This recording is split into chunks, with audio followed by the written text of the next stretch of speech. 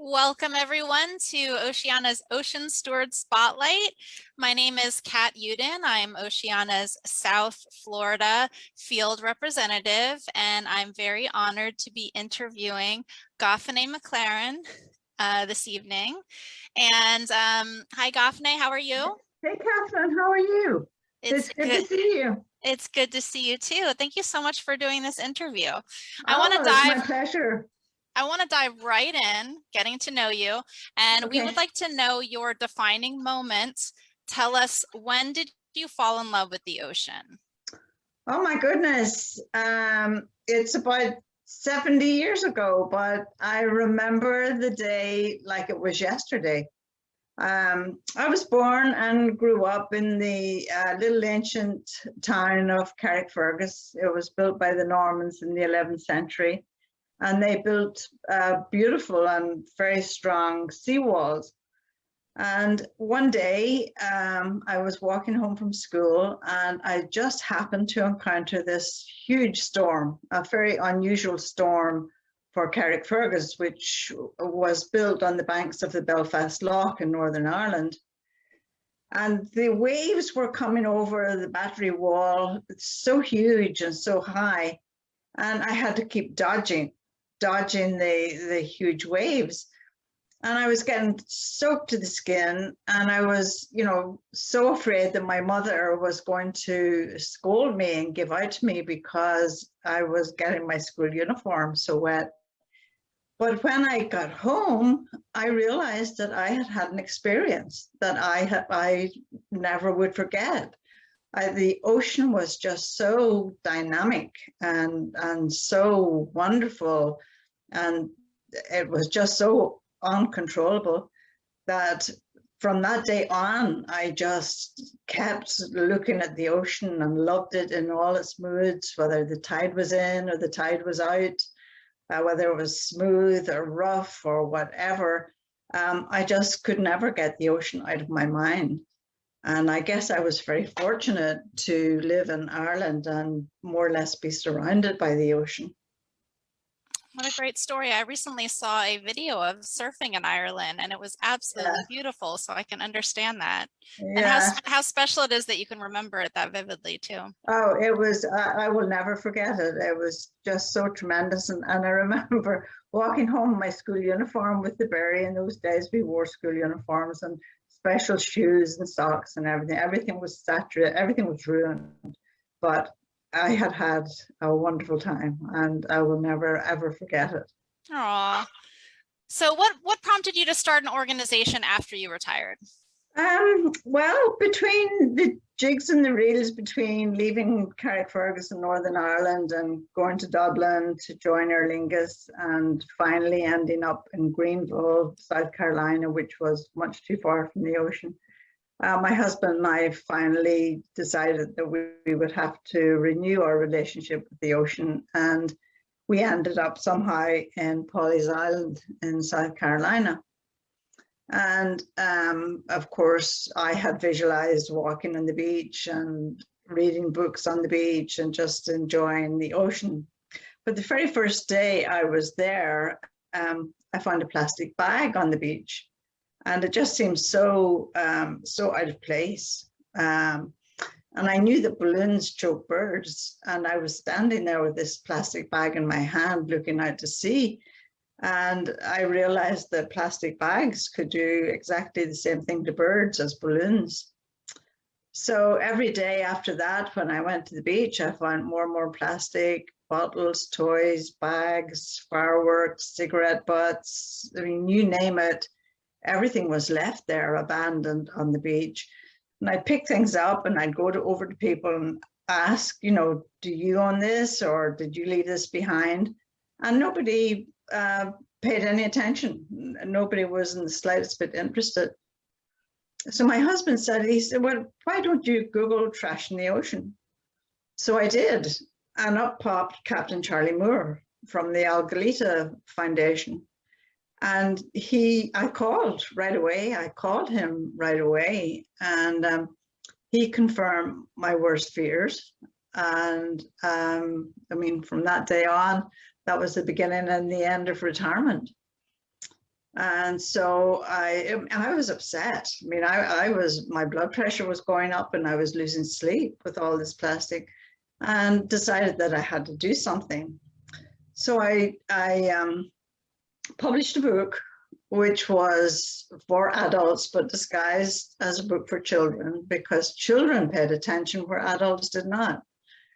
But the book sold very well, but it seemed to go in one ear and out the other ear. People would read it and they say, oh, that's very interesting. And then they would forget about it. So I continued to talk, and people continued not to listen, until one night I went to a meeting, and I was given my usual spiel. And at the end of it, I said, I hope I haven't bored you folks half to death. But this lady came up to me afterwards and she said, I'm very interested. She said, let's meet and talk. So we did. And we decided we would form a meeting, form an organization called the Chirping Bird Society. And if you want to know how we came up with that name. Absolutely, because it's an adorable name. I just love it. Yeah. Well, in my younger days, when I was flying with Irish Airlines, I had occasion to be in South Africa. And in those days, I was not interested in politics. I was more interested in who was at the nearest swimming pool. But at that time, it was during the apartheid period, and I couldn't stand the way the native South Africans were being treated. And so I did pay attention to what was going on. And there was one little tiny lady parliamentarian there called Helen Sussman. And she was the only female parliamentarian with all these big, huge white Afrikaners. And Helen was very, very much opposed to the evils of apartheid. She went to visit Nelson Mandela on Robben Island. And in fact, she went twice. And so she talked so much and so loudly, she was dubbed the Chirping Bird. And the name resonated with me. And I thought, oh, my goodness, we need more chirping birds. We do. Yeah. So I carried that with me all my life until Grace and myself decided to form an organization. And we didn't want it to be a typical name, but since Helen Sussman had talked about the evils of apartheid, I thought, well, we're going to talk about the evils of plastic. And is this not just a very good name? So we called it the Chirping Bird Society, and our original slogan was, we chirp, cheep, and chitter about plastic litter. I love that. And you and I have this in common, because plastic is a very big, passion of mine. That's how I got into ocean conservation and ocean protection. Yeah, I believe in this cause. So thank you. Oh, now you're also a very active member of SODA, Stop Offshore Drilling in the Atlantic. Can you tell us a little bit more about that effort? Yeah, well, I was very much involved in the beginning with SODA, with the offshore drilling issue. And how that came about, I was at a meeting one evening when a gentleman called Terry Munson stood up and he started talking about the plans for drilling in the Atlantic, offshore drilling in the Atlantic. And I pricked up my ears because I had been very familiar with the Deepwater Horizon spill in Louisiana in the Gulf. And I don't know if you know One More Generation or not, with the two children who went down there when they were 8 and 10, and they helped to clean up the seagulls and the dolphins. And I had heard their story, and I was very much perturbed by that. So the very idea of oil drilling in the Atlantic was just a horrendous thought. So afterwards, this time I went to Terry and I said, what are we going to do? We have to do something about this. And he said, okay, let's start a movement. And he said, we'll have a meeting and you invite 4 people and I will invite 4 people. And so that's what we did. And he came up with the name SODA, Stop Offshore Drilling in the Atlantic, which was great. I mean, it was just a spot on name. It was a winner from the start. So anyway, to cut a long story short, one of my guests was Peg Howell, who is a petroleum engineer. Yes. And she had been very active in her young days with drilling off the shores of Louisiana and off the shores of the North Sea. So she had lots of experience in this. But when we had the meeting, the first thing we realized was that nobody knew about offshore drilling. And so the first thing we had to do was start an education campaign. And I was in charge of that while Peg was busy, exploring and researching what the plastic industry or what the oil industry was up to in the Atlantic. So we set up booths all along the South Carolina coast. I think we had about 40 booths altogether, and they were manned by volunteers to give out information about oil drilling and to sign a petition to oppose offshore drilling. So that was a great success, and it was a day when all of our community came together and was just a great success. And strangely enough, more women signed the petition than men. But take out of that what you like. So then we had to have a presentation where Peg could explain to the folk just exactly what the oil industry had in mind. So she wanted to unveil the truth of the matter. You know, the oil industry had promised all these jobs and promised that there would be no spilling and everything like that. Well, Peg is a very good speaker, and when we advertised this meeting, we had standing room only. We actually had people sitting in the corridor trying to get in. So eventually, President Obama released the Atlantic from offshore drilling, and we had a big celebration. We thought it was all over. And I decided then that I would go back to my plastic passion. But by that time, soda was a household name. And we went to DC to lobby about it. And Peg actually gave a presentation on the steps outside the Capitol building. And we had 350.org was there, Bill McKibben and Sheldon Whitehouse, and our what's his name? Mark from South Carolina, and many others. David Sanford. Sanford and David Helbarg was there. So it was a great success. And then I went back to plastic then. So soda was in very good hands with Peg.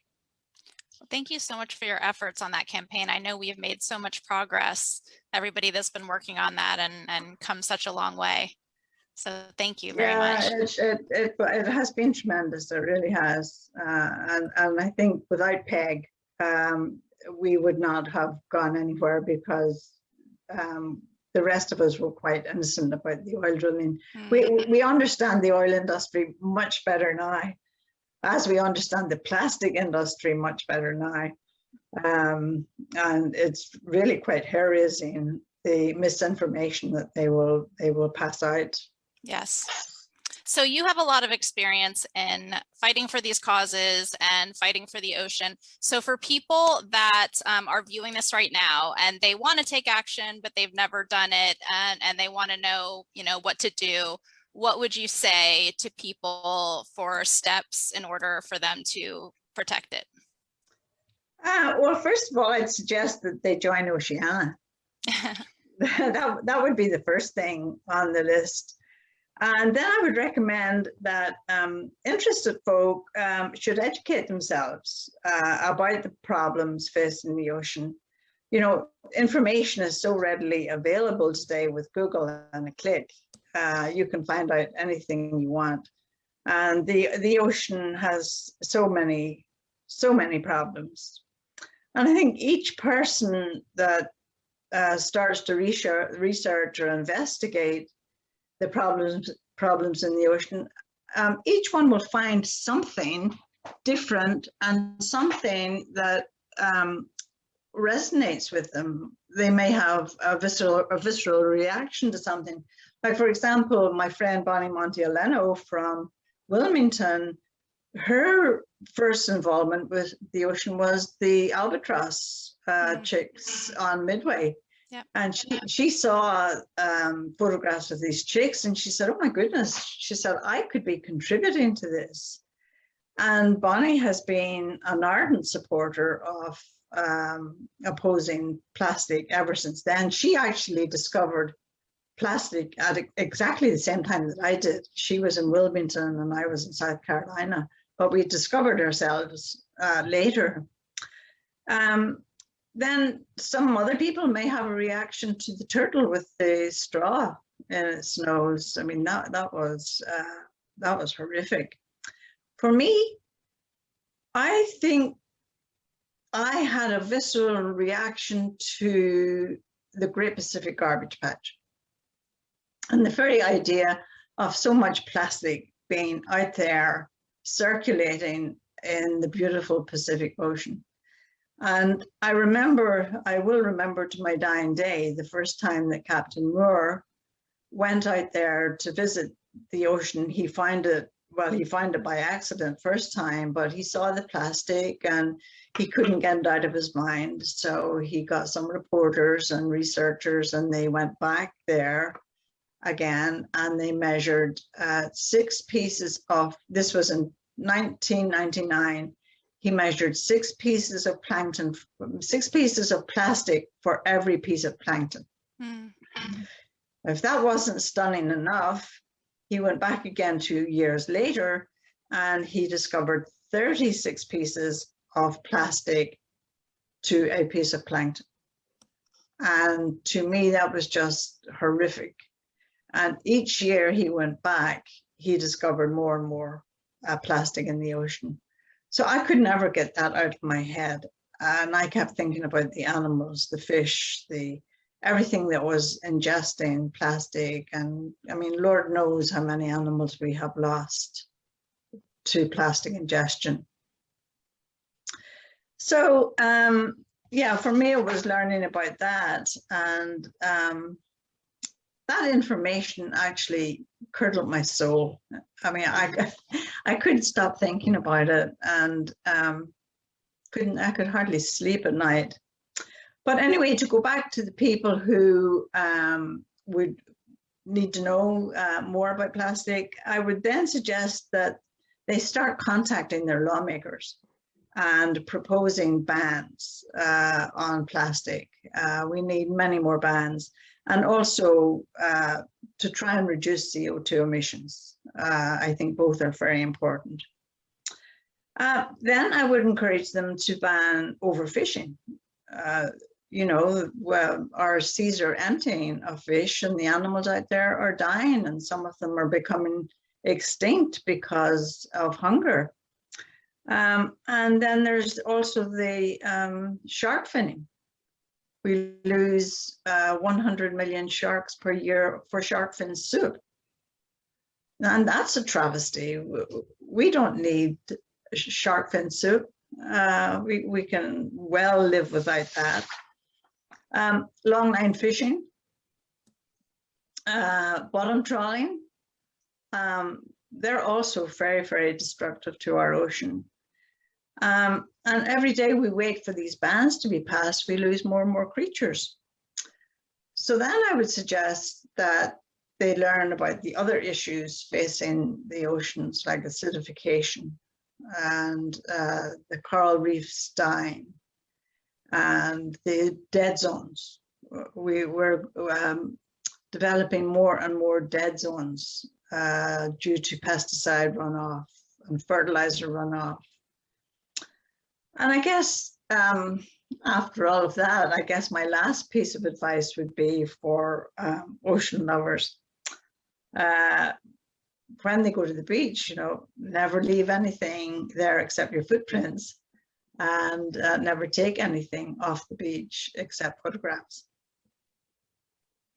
That is such good advice. Thank you. And I love how you mentioned that people need to contact their elected officials, because a lot of the people that make these decisions and these laws that can affect so much change need to hear our voices. And I'm sure you make your voice loud and clear as a chirping bird, and other people need to as well. Like you said, we need more chirping birds.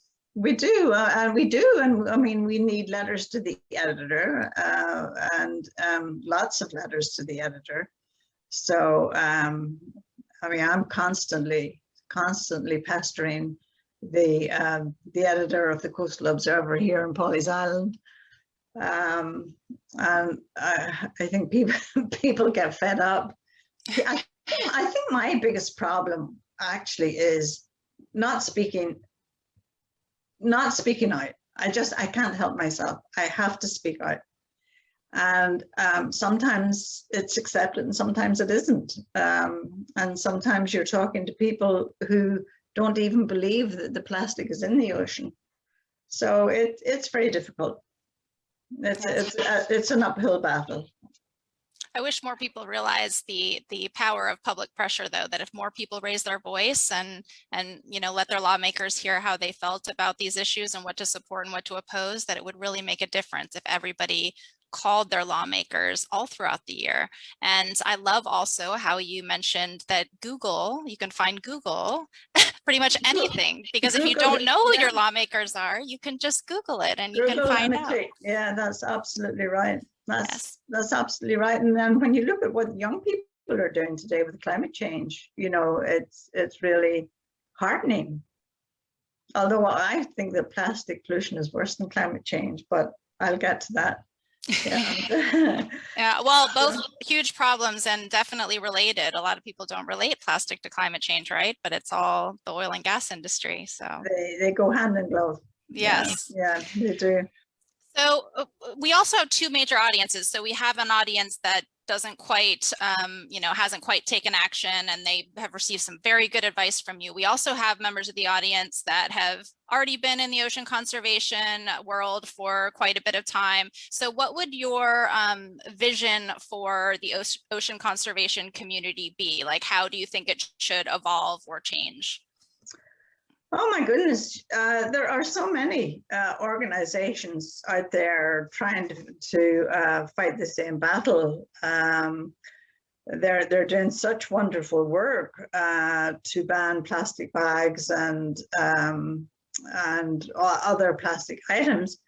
But I think people need to educate themselves not only about plastic itself, but about the chemicals that are in the plastic. Mm-hmm. The chemicals are really damaging the health of the ocean and the human health. The PFAs, the BPAs, the phthalates, all of which are endocrine disruptors, and they are playing havoc with our fish and with our humans. I mean, male fish are developing female eggs. And, to put it another way, we're actually feminizing the planet and the people that live on it. I mean, you have female seagulls nesting together. So I really think that although plastic is bad, I think chemicals are nearly worse. And Dr. Shana Swan, I don't know if you've heard of her or not, but she's just written a book about endocrine disruptors, and she does not hold back at all. And she talks about how a male today only produces about half the sperm that his grandfather did. and that the sperm themselves in many cases are not healthy. They do not, they're supposed to go fly straight to the egg, but in many cases the sperm are going around in circles and they're not doing what they're supposed to be doing. And we actually have sperm, two-headed sperm nowadays. And so, Dr. Shana Swan, she poses the problem about how this could be really a huge problem for humanity. So I was on a webinar with her, a question and answer webinar, and I asked the question if she thought that this was a crime against humanity. And she very quickly responded. She said, I don't know about humanity, but she said it's certainly a crime against babies, because babies are actually being born with plastic contaminants in the placenta. And I mean, that's a huge problem. So, but on the positive side, I think that the best thing that we have going for us right now is the Break Free from Plastic Pollution Act, which is going to be renewed on the 25th of March. And the 2020 version with Tom Udall really didn't gain traction because of the former administration. But I think this time, with the support that Biden will give it, that it should really take on a life of its own. So I would encourage everybody to join the Break Free from Plastic Pollution organization and support this act. It's now being led by Senator Jeff Merkley and Helen Sussman. Yes, we expect that to be reintroduced soon, and thank you for fighting for that bill. Yeah, the 25th apparently is going to be relaunched. Yes. So we're looking forward to that, and I think that's the biggest thing that that we have going for us right now, because we don't have rules and regulations about the ocean, and it's, to me, it's reprehensible that we don't have laws that govern the ocean, and because it's the very life support that sustains us. And we need, I mentioned long line fishing and bottom trawling, et cetera, et cetera. So we do need laws to have those things controlled. Thank you so much for that. And again, relating it back to your earlier advice, if you want these bills to pass, like the Break Free from Plastic Pollution Act, you need to call your members of Congress and ask them to support it. Absolutely. Yeah. And even if your legislators are not keen on plastic or climate change, I still think that they have to hear from you. Very, very true. Yeah. No matter what side of the aisle you're on, everybody needs to hear your voice. Yes. Absolutely. I don't know how anybody can deny the fact that climate change exists, or that well, they might deny climate change, but they can't deny plastic in the ocean. That's true. Yeah. We see it all the time. Just to give you another story, 2 or 3 years ago, Coastal Conservation University here did a study on the Winya Inlet here, where 5 rivers come together. And after they had studied it, they discovered that there were 6 pieces of plastic per cup of water. 6 pieces of plastic. I mean, it is shocking. It's extremely worrying, and you have so much knowledge, and I know that you're sharing that knowledge with everyone, and we really appreciate it. Thank you for fighting the good fight up in South Carolina. I know I'm doing it down here in Florida, and we really appreciate it. Yeah, issue near and dear to my heart. But thank you, Catherine. This interview has gone by so quickly, and we, I could spend more time, ask you a million more questions, but we have to go soon. It's only a half an hour, but I really appreciate you sitting and talking with me. And before we go, we just want to know, how can people find out more about your work and your organization? Yeah, well, we have the Chirping Bird Society email address. And that's the easiest way really to get in touch with us. And we have a Chirping Birds Facebook page. Yeah, Do I have time to mention one more thing? Sure. I do think people should educate themselves about the plastic industry itself. I think for 70 years, the plastic industry has been foisting its product upon us, and they have been just spewing out misinformation about plastic and recycling, and they've been totally dishonest. And I think if people understood just how they were being exploited by the plastic industry and how they were exploiting underprivileged people living in undeveloped areas, I think it would certainly put them off using plastic. I think that would be a very strong reaction for them. Agreed. Thank you. And this visual is so cute, the little chirping birds. Before we go, I just want to tell everybody that the next Ocean Steward Spotlight is going to be Rabbi Ed Rosenthal. He is the executive director and campus rabbi of the Suncoast Hillels and founder of the Scooby Jews, which I love the name of too. And Ed wants to show the wonders of the underwater world through Jewish eyes while raising awareness about the myriad threats it faces. So I hope everybody tunes in on April 1st for Rabbi Ed Rosenthal. Happy to have him, and thank you so much, Goffinet, for joining us. Thank you. I can't wait to see you again in person and talk plastics with you. Oh, I look forward to it again too. Right, thank you so much. Thank you Thanks, for having me. Yeah, thank you. Yeah. Thanks, everyone.